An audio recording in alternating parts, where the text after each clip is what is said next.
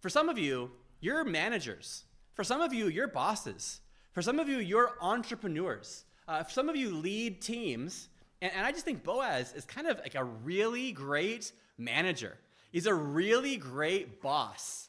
And so for you entrepreneurs and bosses, just take note of how he is like an exemplary employer.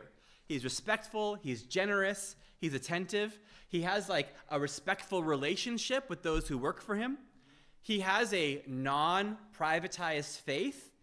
His worship shapes his workplace conduct. In verse 5, we see that he actually delegates authority. There's a foreman who he actually trusts to manage things when he's not there. He doesn't micromanage. He also seems to establish the Bible's first recorded anti-sexual harassment policy in verse 9. He tells people, leave her alone. Leave her alone. And then also it seems that was actually very necessary, because if you jump to verse 22, even Naomi says that I'm thankful that you found that place, because if you had been in another field, then perhaps you would be assaulted.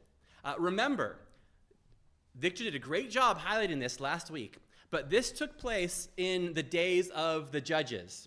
And so this is like moral degeneracy across the nation.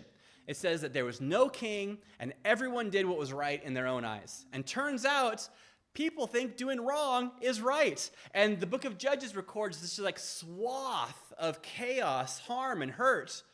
But here we have this like island of righteousness.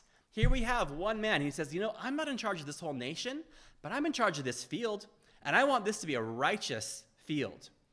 And so he establishes, like I said, the Bible's first recorded anti-sexual harassment policy, and then he obeys God's word, even in a disobedient age.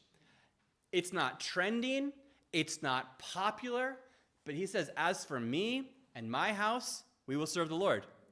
As for me and my field, we're going to serve the Lord. As for me and those whom I have influence, we're going to serve and obey the Lord.